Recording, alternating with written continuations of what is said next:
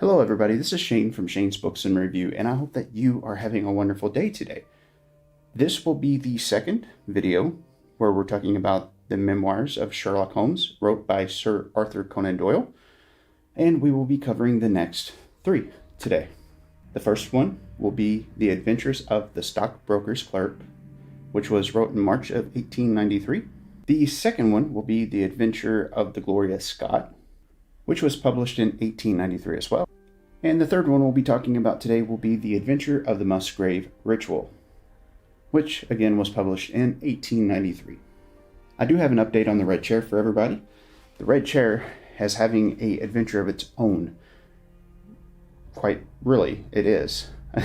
I took it to one of the best people in my area for doing upholstery type work. He doesn't officially do any kind of furniture whatsoever unless it's a special case, like a super really old chair or somebody really digs it and he knows them. He's got to know you or he won't do it. So please don't try to figure out who it is, because the answer will probably be no. However, with that being said, I took it to him from today almost 2 weeks ago, and that's okay, because whenever somebody's good at their craft, you want to make sure you give them ample opportunity to do what they want to do, and you don't want to rush them. So I'm not rushing them at all. Not at all. Seriously, not at all. I haven't even called the guy. My mother lives really close to the guy, and this is what happened. Yes, a tree fell on his workshop from the storms that we had. I don't know if the chair's okay or not. Well, hope it is. But these are the days of the life of the chair. So we'll see what happens there.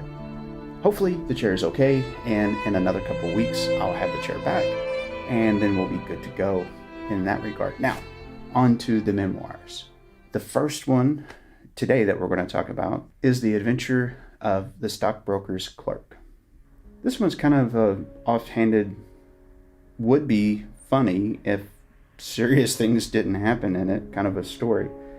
I like this one, not for the same reasons that I've liked the others. Some of the other ones, they're more dark. Some of the others that we've talked about are more detail orientated. But this one, there's a gentleman that finds Watson and Sherlock. The gentleman that finds them is a young clerk by the name of Hall Pycroft.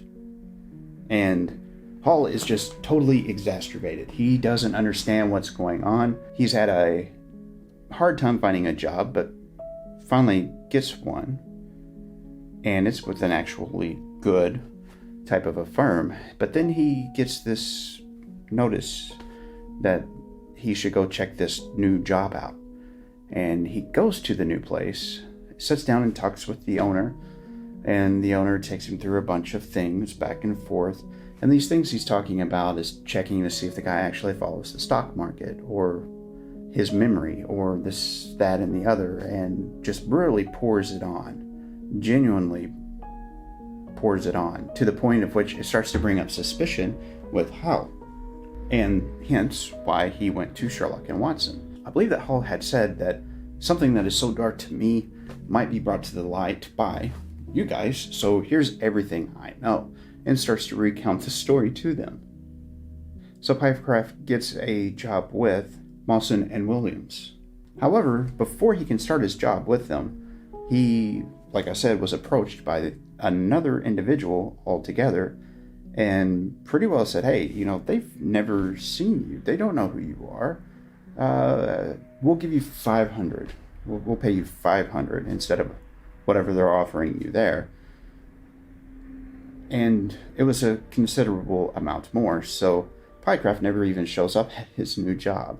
And while he's being interviewed by a Mr. Piner, he is given a letter to take to his brother Harry Piner, which is in another area altogether from where he first started. So as he goes on explaining the whole situation to Sherlock and Watson, little things start to become evident, such as a gold tooth being the same between both brothers, which he found kind of odd. But that was the point where Sherlock's ears perked up, and he started to catch the scent. And poor Mr. Pycroft, he could not grasp the whole situation. He was so flummoxed by, why would they give me $100 advance? why would they want me to write a resignation letter, but not being a resignation letter? And what can we do? So Sherlock and Watson come up with this plan of, why don't you introduce us to him and give him much the same story of yourself? We don't have a station. Once we're introduced to him, we'll see what happens. Well, they get their little plans in motion. Pycraft, Watson, and Holmes do indeed show up at the brother, Harry Piner's, for Pycraft to introduce them to Mr. Piner. Now, whenever they walk into the room, his face is just sheet white already. He's very nervous acting. He's very upset seeming.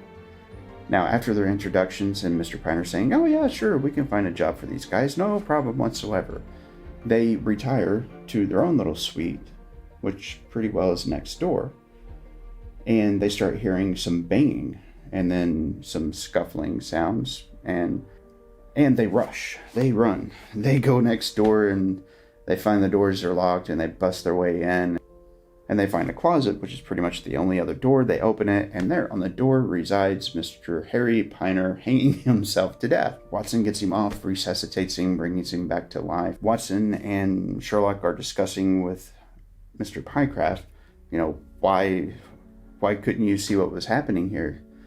Didn't necessarily call him a dimwit, but it was kind of implied there. Explains the whole thing to him. If they wanted a sample of your handwriting, I can't figure out why. Well, as Watson is bringing Mr. Piner back to life, he just barely makes out the word paper. And so Watson and Sherlock go over the paper, and Sherlock finds it, and he's like, oh my, this is why right here. So the long of the short is, poor Mr. Pycraft had fallen victim to a scam.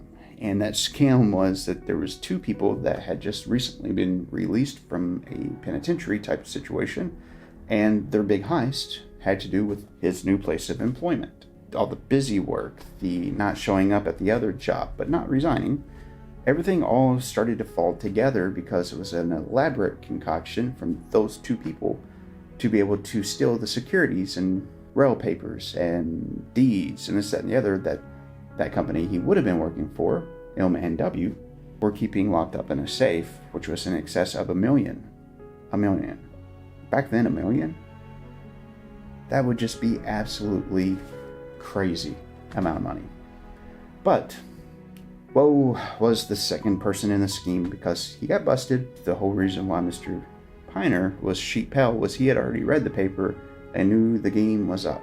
That's why I enjoyed that one so much, because everything came together at the end very quickly, but it did kind of keep you guessing just a little bit. On to the second. Yep, number 2, The Adventure of the Gloria Scott. About 30 years in the past from where these were wrote was Sherlock, anyhow. I believe it was one of his first things, because Watson, from the get-go, in the very first little short story about him, was very curious about how Sherlock got started. So there's not really been a whole lot of him sharing any of that stuff from the past. And for him to share this little case with him was kind of cool, because we started to see the first Holmesian type things. So this one was based in Holmes' university days. So it doesn't start out with them sitting in a parlor. Go figure. Well, actually, it kind of does, because they're at Baker Street. So, yep. Anyway, while at university, Sherlock finds a friend, Trevor, Victor Trevor. And I think that the way they met was his dog had bit Sherlock on his ankle. He was laid up for a little while, and Victor came out and visited with him at short periods at first, then longer periods as it went on. Eventually they became friends because, like Sherlock, he didn't have that many friends. And so far, out of all the publications that I've read, this one is probably one of my favorite ones, simply because it's more raw. While he is visiting with his friend Victor for about a month, he takes a long vacation where he was out of school for quite some time, but he wanted to go visit with Victor, and then he had some things to do in the lab for chemistry.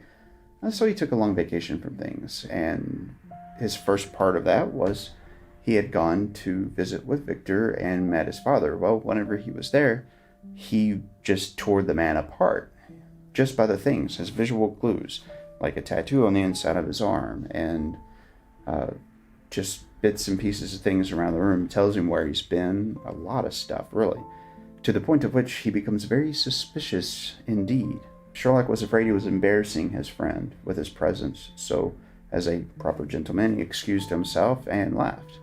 Now, if you fast forward a little bit in time, he ends up getting a call towards the end of his vacation, where his friend Victor was asking him to come back because something horrible is happening. And that horrible thing is a person that happened to show up while Sherlock was there. Someone that seems really odd. His mannerisms aren't that of a gentleman. He's very shrewd, perhaps even a sailor. Now, whenever Sherlock gets back to Victor's place, he finds that Victor himself has gone from a strapping, powerful individual to someone that's almost emaciated. He's worried about his friend, of course, and asks him what's going on. He's like, hop in, let's go, because we don't really have that much time before my father passes away. The guy that showed up, Mr. Hudson, was actually a very rude individual to the rest of the house people, being the maids and the servants of Victor's father, to the point at which Victor's father actually gave them a raise to deal with him and his surliness. Victor goes over all this with Sherlock, and he's like, I just don't understand why my father's gone from this to a nervous wreck to being almost an alcoholic and just absolutely dying. Also, Victor's father, Mr. Trevor, had a weak heart, so whenever he got really surprised, he would faint, much like a goat. Now, the unfortunate thing about this is, as Victor has gone to pick up Sherlock while he was away, his father did indeed pass away. But then the mysteries start to unfold. So in the meantime, there was a letter that arrived. I'm going to cheat. I'm going to use a piece of paper because there's no way I'd get this right. The letter says, the supply of game for London is going steadily up. Handkeeper Hudson, we believe, has now told to receive all orders for flypaper and for preservation of your hen pheasant's life. This, of course, sounds like gibbly-gunk, but it's kind of a cipher. And Sherlock points that out. He's like, if we mix words around, if we change it back and forth, it would actually read, if you do what Sherlock was talking about, the game is up. Hudson has told all, fly for your life. Very ominous things. And with his father's heart condition the way that it was, that would probably be enough to make him enough of a nervous wreck to put him in the grave, which is kind of what happened. There was one last thing that his father did, and that was he told his manservant that the papers are in the safe. So, most people would expect a last will and testament, but instead he was given something different, which was the actual story of what had happened to him. So now we're past the illusionary type thing. So now we get into actually what happened. Come to find out, his dad wasn't who he thought he was.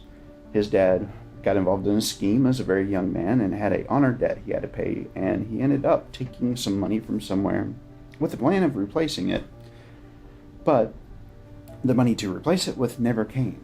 And so he ended up in prison, got on a ship, and there's this big thing. And read this one. I'm not going to tell you much more about it, because this one, like I said, one of my favorite ones out of the whole thing so far. Moving on to number 3. So the last one we're going to be talking about today is the Musgrave Ritual, which was again published in 1893, go figure. But this one probably wasn't one of my favorites that I've read so far. It was a good story.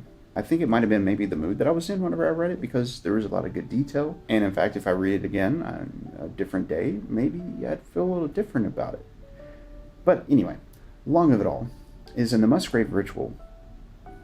This one again has to do with university type days for Sherlock Holmes and Sherlock trying to get out of where Watson is wanting him to pick up and clean things. He's like, I'll tell you another one of those things from way back in the day if I ain't got to pick anything up.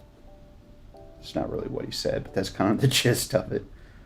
So in this one, we have Reginald Musgrave. And there's this big mystery in his family, which is known as the Musgrave Ritual. Whenever they become of a certain age, they have to perform this thing, but nobody really knows why. Reginald ends up with somebody that is, again, like a butler. And one night, he catches him in the library with the safe open, taking the ritual document, stuffing a map into his pocket, and had recently asked about a height of a particular tree, which kind of disturbed Reginald in a way. Now his butler, Mr. Brunton, disappears a few days later and leaves everything behind. The way that Reginald was seeing things was there was multiple mysteries going on here.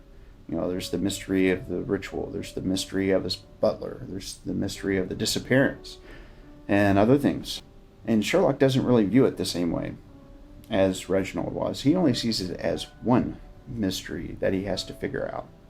And that really has to do with the riddle that is in the ritual. That was the thing. Because the whole riddle was wrote without mentioning what this thing was or how to get to it. So apparently one of Reginald's ancestors had wrote the riddle down and passed it down, but died before he could take the next person through the ritual. It was forgotten in time. Sherlock Holmes sees the whole thing as just one real thing, one mystery, one riddle. Whenever he looks at the thing from the 1700s, he figures out quite quickly it's an instruction set, and he starts to get onto the trail. He finds, after going to the oak tree that was questioned about, markings around it, and eventually they find their way into an area. Once they find themselves here at the place that was marked away from the tree according to the riddle, it's pretty much, imagine an empty room. But there was one last instruction, and it had to do with under. So Sherlock starts looking around, and then they find another place altogether. And in that new place that they found Mr. Brunton. No markings on him, but he was dead. Apparently he'd been there for a couple of days. It's kind of a smaller space, so that makes sense. Quite apparently, the lover of Mr. Brunton, I think her name was Rachel, disappeared. Mr. Brunton was dead, but the thing that they found after completing the ritual was just this almost shabby looking pointy thing. Come to find out, it was the crown. Yep, the crown. No less the crown of King Charles I. So with that knowledge, everything started to come together and make sense for what the ritual was. On whose crown was it, and who will it go to. Everything started to make sense as Charles I, Charles II, etc. The Musgrave Ritual had just become a nice little succinct thing that people just did for nearly 200 years until Sherlock was released upon it. That's it. We're there. We now have officially got the second one done.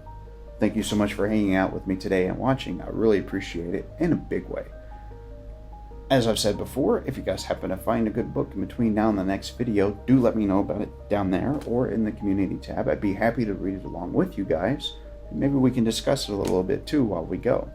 If you happen to be new to the family, make sure that you hit that little subscribe button and the bell. Ring the cowbell if you saw something you like. If you did, please hit that like button and share it to somebody you think might also enjoy it, because that does help grow the channel quite a bit.